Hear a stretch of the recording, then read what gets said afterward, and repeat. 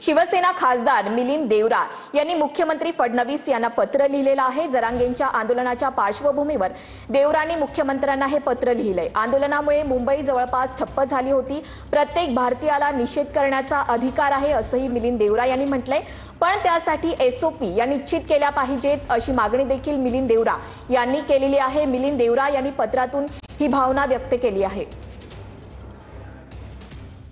आझाद मैदान, दक्षिण मुंबईतील इतर ठिकाणी होत असलेल्या आंदोलनाबद्दल मिलिंद देवरा यांनी व्यक्त केली चिंता। जरांगेंच्या आंदोलनामुळे मुंबई जवळपास ठप्प झाली होती। प्रत्येक भारतीयाला निषेध करण्याचा अधिकार, परंतु त्यासाठी एसओपी निश्चित केली पाहिजे।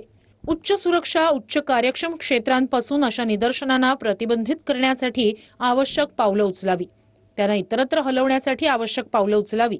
मिलिंद देवरांच्या भूमिकेविषयी त्यांच्या नेत्यांचं मत काय आहे हे मराठी माणसाला समजून घ्यायला आवडेल। तुम्ही मराठी माणसाला मुंबई येऊ नका म्हणताय। मुंबईमध्ये आम्ही मराठी माणसं आंदोलन करू, नाही तर हैदोस घालू। तुम्ही कोण आम्हाला विचारणार? ठीक आहे, कोर्टाने आम्ही बघून घेऊ।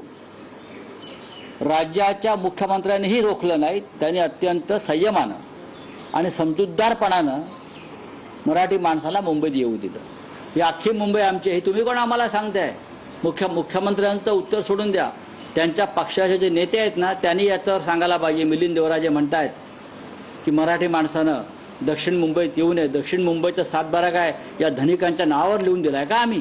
मिलिंद देवरांचा जन्म हा जे व्यवस्थित झालाय, ज्या घरात झालाय, त्या घरात कचरा, पाणी, काम करायला माणसं, 24 तास म्हणजे सोन्याचा चमचा घेऊन आलेल्या माणसाला आंदोलनाचं काय माहिती असणार?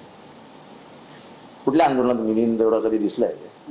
त्यांच्या वडिलांबद्दल ठीक आहे, मिलिंद देवराचे ज्या जीवना म्हणजे त्याचं जे जीवनमान आहे,